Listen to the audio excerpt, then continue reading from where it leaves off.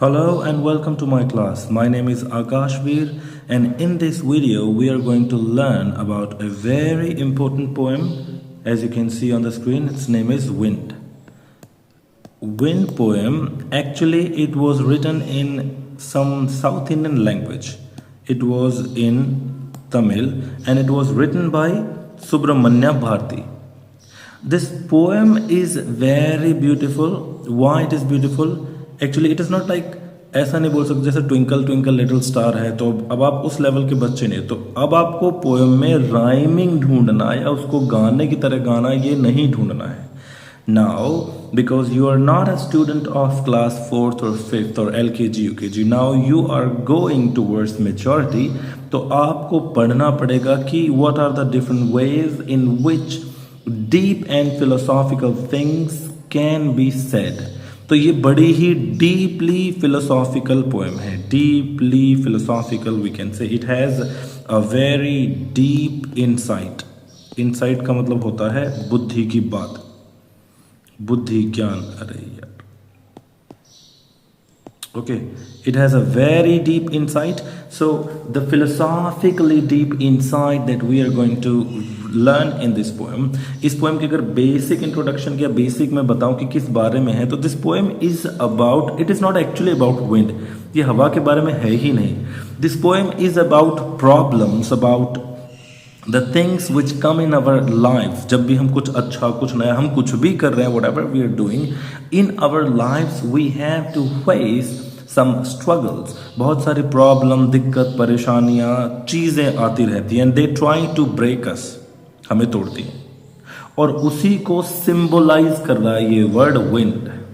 Okay, so let us begin. शुरू करते हैं. फर्स्ट में ये एक्चुअली बातें हैं. यहाँ पर अगर मैं बात करूं फिगर ऑफ स्पीच की, अगर बात करूं मैं फिगर ऑफ स्पीच की, फिगर ऑफ स्पीच, तो यहाँ एक बड़ी ही अजीब फिगर ऑफ स्पीच का इस्तेमाल हो रखा है. क्या होती है वो फिगर ऑफ स्पीच? उसको बोलते हैं अपोस्ट्रोफी. क्या बोलते हैं? अपोस्ट्रोफी. ओहो सर, अपोस्ट्रोफी तो कोमा होता है.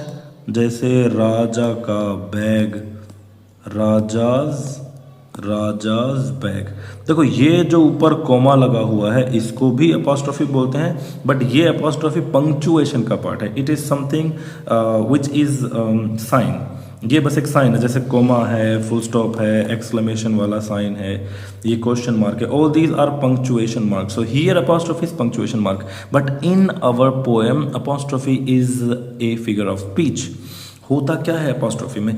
अपोस्ट्रोफी में जो स्पीकर होता है, जो भी बोलने वाला है, अब यहाँ पर ये स्पीकर अपना राइटर हो गया, ऑथर हो गया, ठीक है, सुब्रमण्य भारती. जो स्पीकर होता है वो बात करता है, ही टॉक्स. किससे बात करता है? वो बात करता है बिल्कुल ऐसा मानकर कि उसके सामने है कोई इंसान. वो चीज जो सामने है ही नहीं, या फिर इनएनिमेट थिंग है, वो नॉन लिविंग थिंग है. ठीक है, जैसे सपोज मैं परेशान हूं और मैं परेशान होकर कोई बात कर रहा हूं सूरज से. मैं गर्मी से परेशान हूं, मैं सूरज की तरफ देखकर सूरज को बोल रहा हूं कि हे सूर्य देवता, थोड़ा तो रहम करो. तो ये जो मेरी बात है कि मैं सूरज से बात कर रहा हूं. आई एम टॉकिंग टू सन.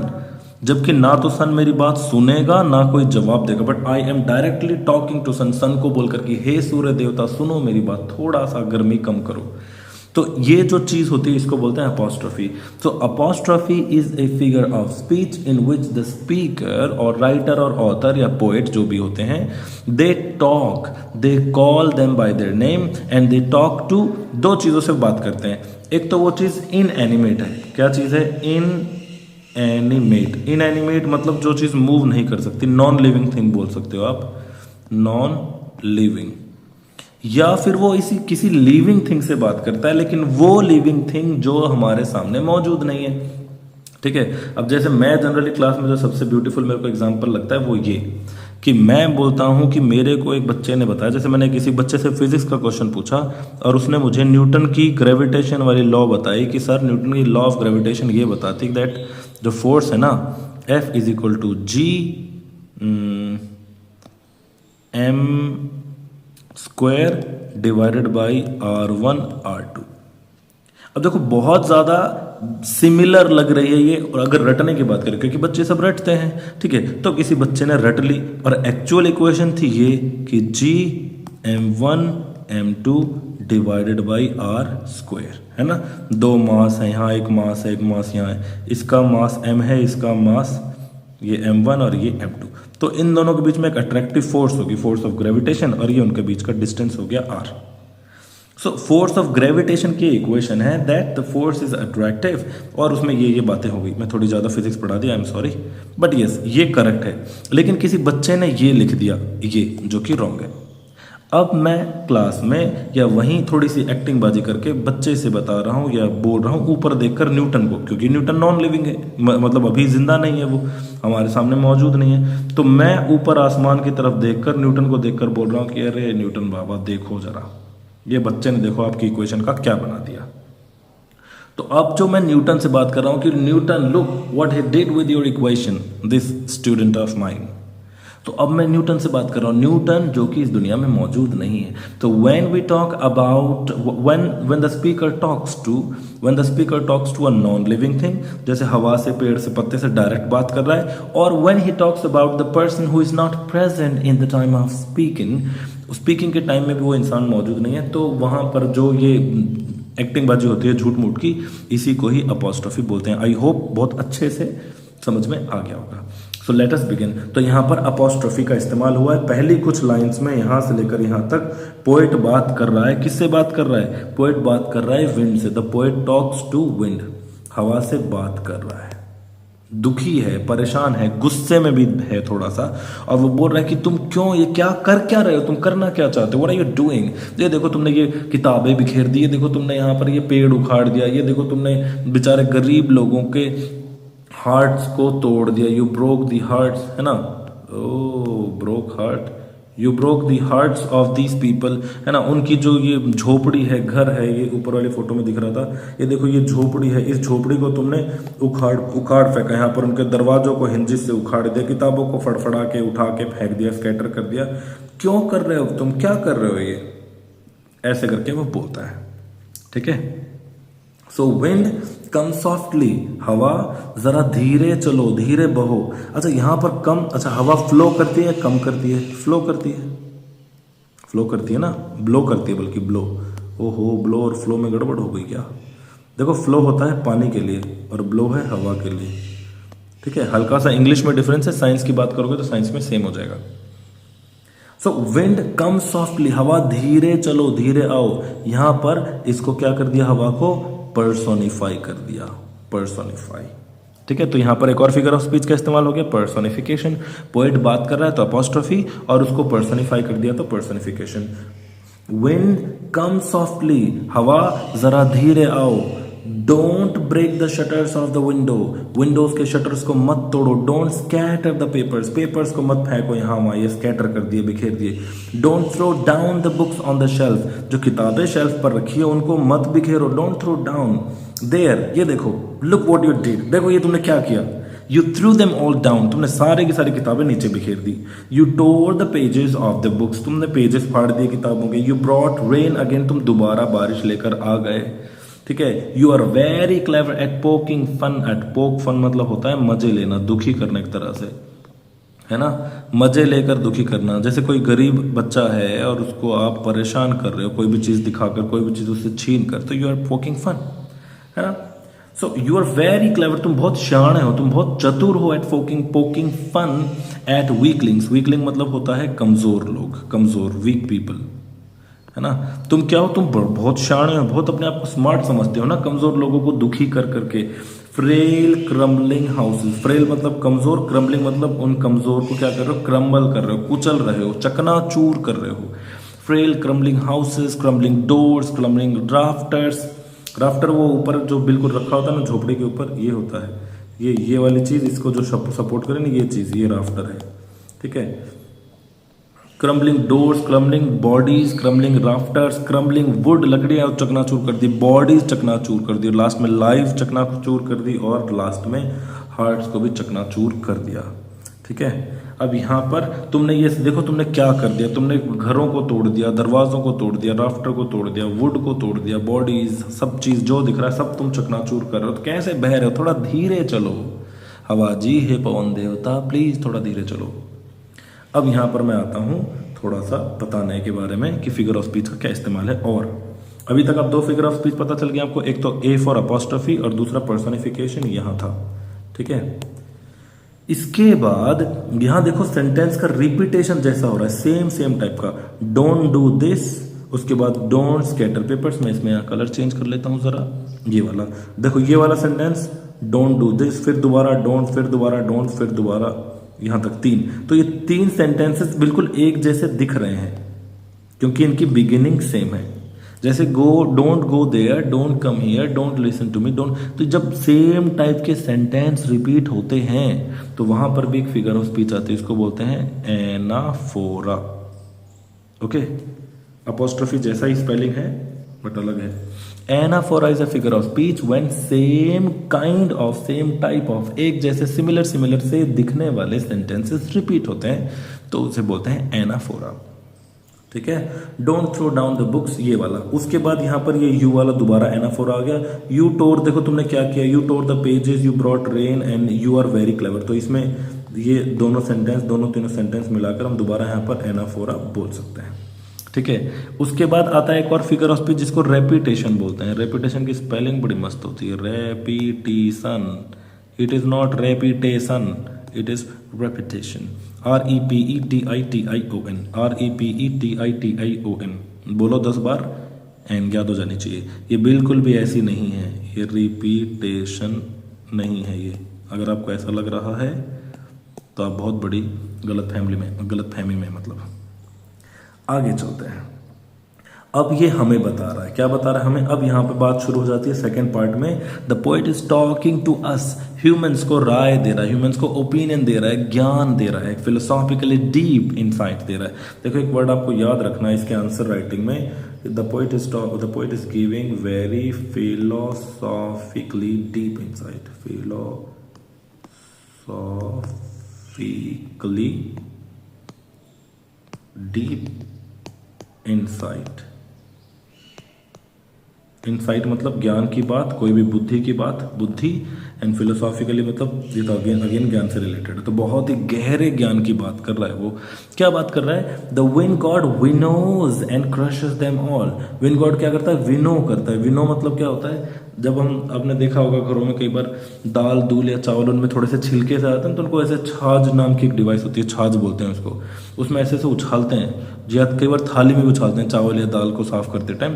तो उसके उछालने से क्या होता है? हल्के हल्के चीजें एक साइड हो जाती है, भारी भारी चीजें एक साइड हो जाती है, यानी कि कमजोर चीजें एक साइड और ताकतवर चीजें एक साइड। तो वो यही कह रहा है कि विंड क्या कर रही है? द विंड गॉड विनोज, वो अलग अलग कर रहा है, एंड क्रशेस देम ऑल, और उनको क्रश कर देता है। किनको? जो कमजोर हैं वो, ठीक है। एंड उसके बाद ये हमें क्या बता रहा है? हमें बता रहा है यहाँ पर poet, he won't do what you tell him, he won't do what you tell him. वो ये नहीं करेगा जो तुम उसे कहोगे, वो करेगा जो उसकी मर्जी होगी, क्योंकि wind means wind god, and god what he thinks and what he does is beyond our thinking capacity, beyond our imagination.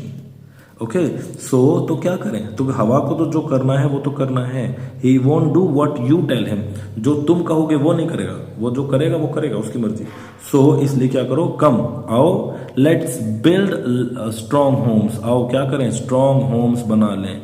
अगर हमारे होम्स स्ट्रॉन्ग होंगे, ताकतवर होंगे, तो कुछ भी नहीं बिगाड़ पाएगा। Let's join the doors firmly, हमारे दरवाजों को फर्मली जोड़ लें। जो टूट रहे थे ना वो दरवाजे, अभी हवा से धड़ धड़ करके गिरेंगे नहीं, उनको हम जॉइंट कर लें। कैसे? फर्मली मतलब बढ़िया तरीके से, पावरफुल तरीके से।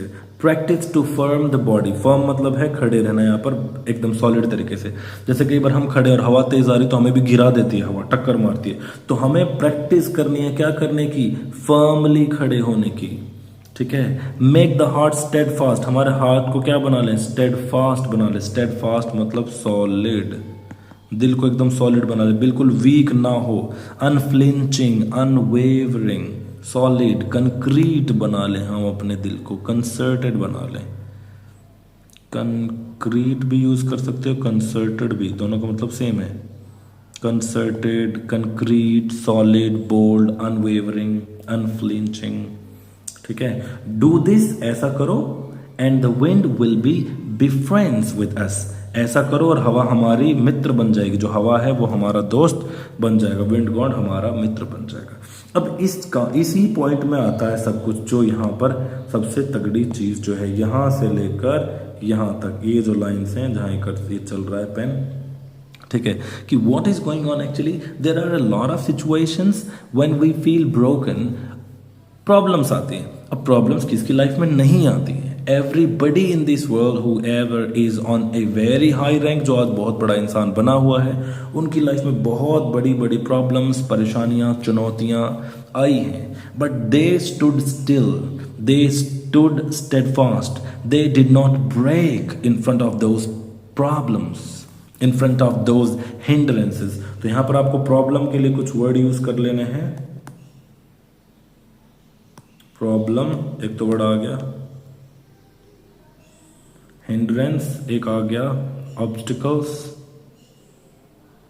ठीक है, प्रॉब्लम्स, हिंड्रेंसेस, ऑब्स्टिकल्स, और स्टम्बल यूज कर सकते हैं. स्टम्बल ऐसे ठोकर टाइप होता है. स्टम्बल, प्रॉब्लम, रुकावटें, ठीक है. तो these obstacles, these problems, these hardships, apocalypse. Apocalypse तो बिल्कुल तबाही होती है. एपोकलिप्स.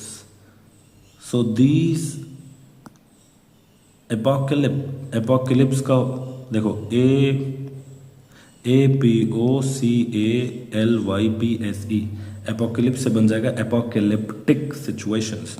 सो दीज प्रॉब्लमैटिक और एपोकलिप्टिक सिचुएशंस आर, देखो ये है नाउन और ये है एडजेक्टिव, ये वाला. सो एपोकलिप्टिक प्रॉब्लम्स और एपोकलिप्टिक सिचुएशंस और सिचुएशंस, ऑब्स्टिकल्स और स्टम्बल और hardships, all these are the parts of our life. So ये जो प्रॉब्लम्स है ये छानती हैं. ये जो विंड है, यहाँ पर विंड है मतलब हवा नहीं है, विंड मतलब प्रॉब्लम्स हैं.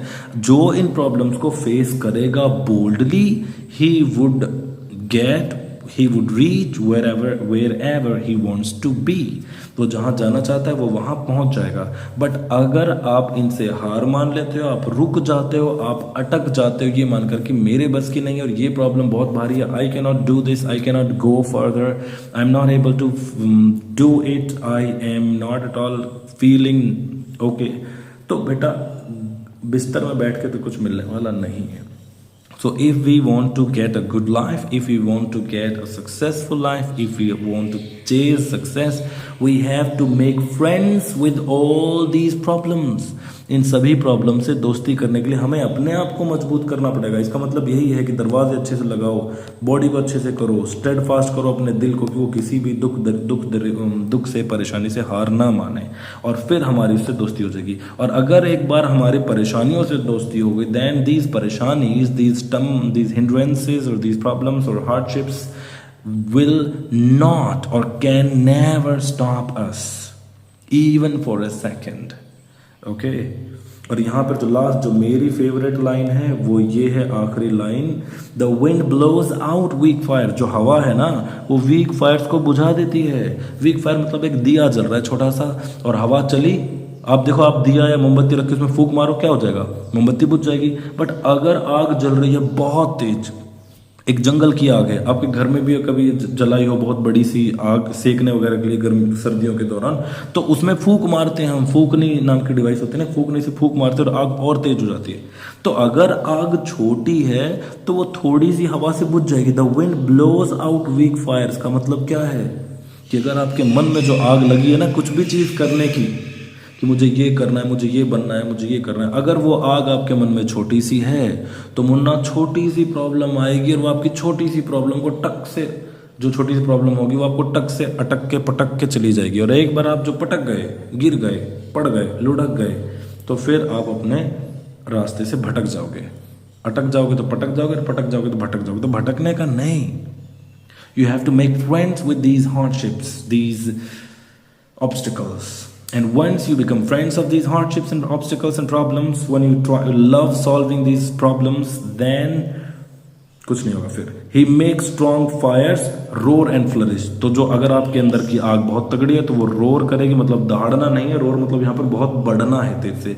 Roar and flourish. यहाँ पर देखो फ रिपीट हो रहा है. He makes strong fire roar and flourish. तो जब कोई सेम साउंड रिपीट होता है, सेम इनिशियल साउंड, देखो इस वर्ड का इनिशियल साउंड है, इस वर्ड का इनिशियल साउंड है एक ही लाइन में.